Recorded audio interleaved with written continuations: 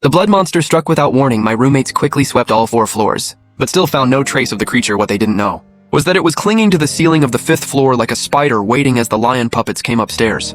The monster suddenly attacked, sending the nearest puppet flying with a single hit. Thankfully, the helmets protected my roommates, so I quickly took control and ordered a counterattack, swinging fire axes to fight back. If Ruok Shui had been there, she would have recognized the creature immediately. It was a liquor zombie evolved after the apocalypse. In Ruok Shui's memories from her past life, this type of zombie appeared in the early days of the apocalypse and caused massive casualties among human survivors.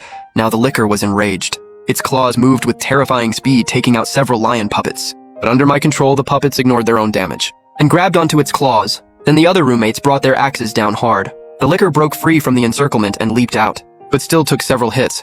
I tried having multiple lion puppets strike the same spot repeatedly. And finally, under my control, 3 lion puppets working together chopped off one of the liquor's arms. The wounded liquor jumped onto the ceiling. I had the roommates throw their axes, but the liquor was simply too fast, and the lower tier puppets I controlled had noticeably weaker strength and much worse aim. It smashed through the glass and escaped onto the building's outer wall and vanished in the blink of an eye. I cursed myself for underestimating it. Even though I had prepared carefully, I still let it get away. This liquor moved with terrifying speed, able to run across the outside of buildings like flat ground. This escape might make it more cautious or even push it to retaliate. I was glad I'd put helmets on the roommates. It kept our losses down, but right now my biggest worry was this blood monster. If it ever silently made its way to Building 5, we would be in serious trouble, especially if it found the little one and climbed up the outer wall. There would be no stopping it. I quickly pulled myself together and formed a defense plan. I assigned 3 of the stronger lion puppets to patrol Building 5 fully armed. That way, even if the monster snuck in, I would know right away. At the same time, I sent the other lion puppets out to search for more evolved zombies, originally swallowing 2 cores. And boosting my power had me feeling great, but this blood monster made me realize I was still just small fry at this point. Ruok Sui was up in the 7th floor bedroom, using her telekinesis to float 2 ragdolls through the air. As a former empress, she honestly had no interest in toys like these. But she didn't want to waste my good intentions, and later discovered that using dolls to train her telekinesis was actually quite effective. When she sensed me coming back, Ruok Shui immediately hugged the dolls to her chest. Seeing her playing happily instantly lifted my mood. Little one, this world is such a dark and broken place.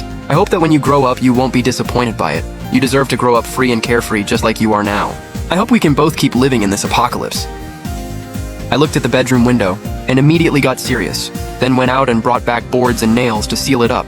Ruok Shui watched her zombie dad with a confused look on her face. He had barely gone out these past few days, and now he was sealing the windows. Could it be that her zombie dad had sensed how powerful the evolved zombies were, and was too scared to face the chaos outside?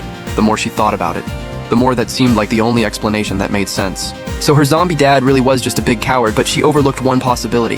The fact that I was actually doing all of this to protect her, and on top of that, after the blood moon, plenty of evolved humans had emerged among the survivors.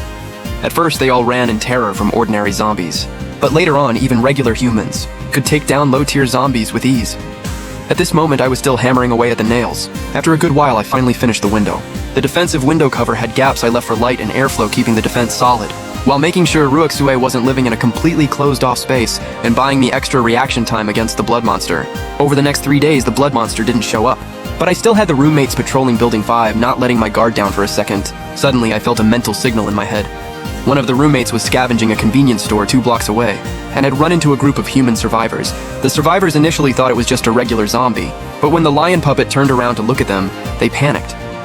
One of them, a stocky guy named Iron Pillar, grabbed an iron rod and charged the puppet. I had the puppet fight back with a fire axe. The moment they clashed, I was stunned. The puppets I had chosen were all physically strong, and zombies naturally had more raw strength than ordinary humans. So I never expected this guy's strength to be so insane. The force coming through the steel pipe sent a numbing shockwave all the way up the puppet's arm.